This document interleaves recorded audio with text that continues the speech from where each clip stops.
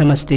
आज हम पवित्र बुद्धिस्ट ग्रंथ विनय पिटक से बुद्ध की कहानी लेकर आए हैं। जब बुद्ध प्रथम पटक बुद्धित्व की प्राप्ति के बाद बनारस आए थे, उन्होंने जहाँ सर्वप्रथम बनारस में अपने पंचवर्गीय भिक्षु को धम्म उपदेश दिया था।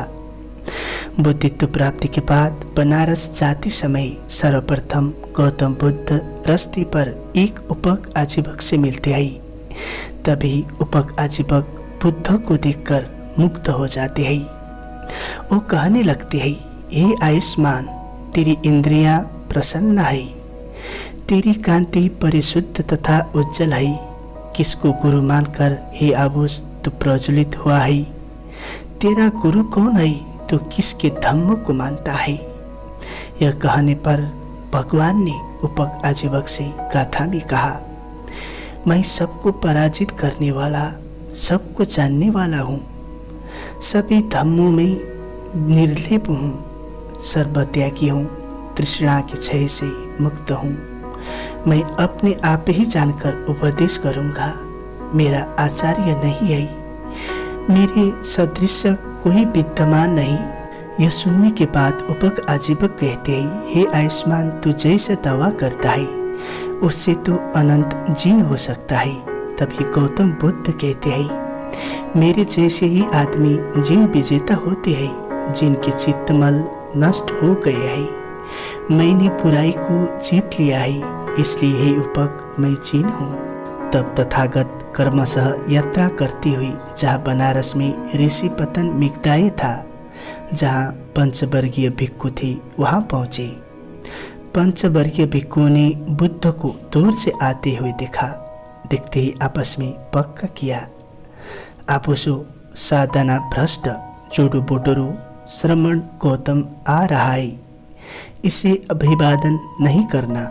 न तो सत्कार के लिए खड़ा होना चाहिए, न इसका पात्र चिवर आगे बढ़ाकर रखना चाहिए, केवल आसन रख देना चाहिए।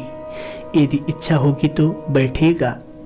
जैसे जैसे बुद्ध पंचवर्गीय भिक्षुओं के समीप आते गए, वैसे वो अपनी प्रतिज्ञा पर स्थिर न रह सके। अंत में भगवान के पास जाने पर एक ने भगवान का पात्र चिवर किया, एक ने आसन बिछाया, एक ने पादों तक पैर धोने का जल, पाद पेड़ और पादक टली का पैर रगड़ने की लकड़ी लापास रखी। बुद्ध बिछाकर आसन पर बैठकर बुद्ध ने पैर धोए। उस समय वो लोग बुद्ध के लिए आबुस शब्द का प्रयोग करते थे। ऐसा करने पर बुद्ध ने कहा, भिक्षुओं, तथागत को नाम लेकर या आबुस कहकर मत पुकारो। भिक्षुओं, तथागत अरहत सम्यक संबुद्ध है, इधर कान दो। मैंने जिस अमृत को पाया है उसका तुम्हें उपदेश करता हूँ। उपदेश अनुसार आचरण करने पर जिसके लिए कुलपुत्र घर से बेघर हो सन्यासी होते हैं, उस अनुपम ब्रह्मचर्य फल को इसी जन्म में शीघ्र ही स्वयं ही जानकर लाभ कर विचरोगे। ऐसा कहने पर पंचवर्गीय भिक्षुओं ने बुद्ध से कहा, आप उस गौतम, उस साधना में, उस धारणा में और उस दुष्कर तपस्या में भी तुम आर्यों के ज्ञान दर्शन की पराकाष्ठा की विशेषता उत्तर मनुष्य धम्म दिव्य शक्ति को नहीं पा सकी।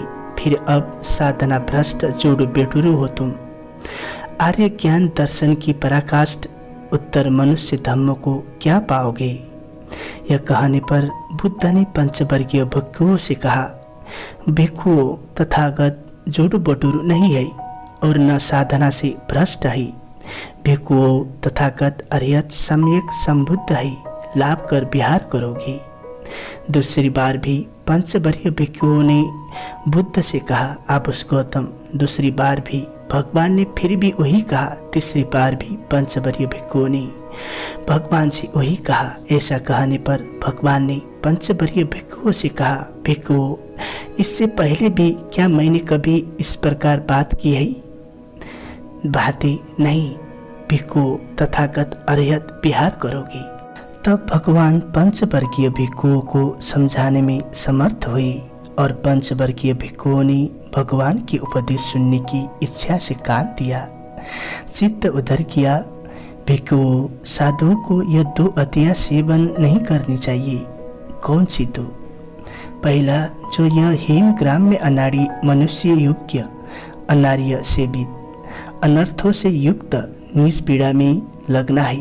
भिक्खु इन दोनों ही अतियों में न जाकर तथागत ने मध्यम मार्ग खोज निकला है, जो कि आँख देने वाला, ज्ञान कराने वाला, शांति के लिए, अभिज्ञा के लिए, परिपूर्ण ज्ञान के लिए और निर्वाण के लिए है।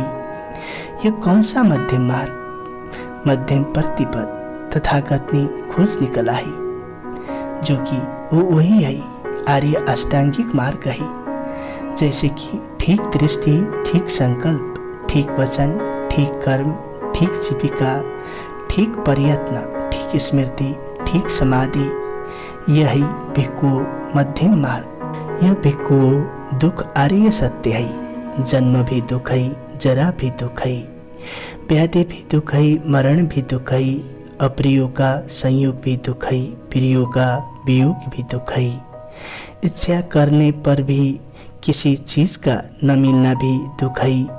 संक्षेप में सारे भौतिक अभौतिक पदार्थ ही दुख है।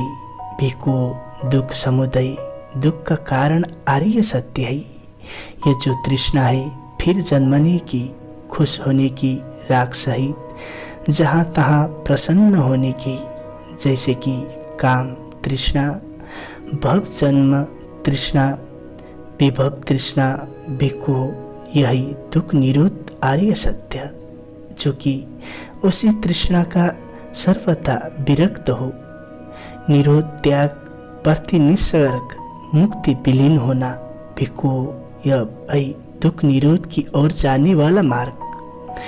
दुख निरोध गामिनी प्रतिबद्ध आर्य सत्य, यही आर्य अष्टांगिक मार्ग है। यह दुख आर्य सत्य है। भिक्खु यह मुझे न सुने धर्मों में आँख उत्पन्न हुई, ज्ञान उत्पन्न हुआ, प्रज्ञा उत्पन्न हुई, विद्या उत्पन्न हुई, आलोक उत्पन्न हुआ, यह दुख आर्य सत्य परिज्ञ है। यह दुख समुदय आर्य सत्य है। यह दुख निरोध आर्य सत्य है। यह दुख निरोध गामिनी प्रतिपद आर्य सत्य है। तब मैंने भिक्खुओं ये दावा किया, देवों सहित मैंने जान लिया, मैंने ज्ञान को देखा, मेरी मुक्ति अचल है, यह अंतिम जन्म है, फिर अब आवागमन नहीं है। भगवान ने यह कहा। संतुष्ट हो पंचवर्गीय भिक्खुओं ने भगवान के भाषण का अभिनंदन किया। इस तरह गौतम बुद्ध ने अपनी प्रथम बनारस यात्रा में अपने पंचवर्गीय भिक्खुओं को उपदेश दिया।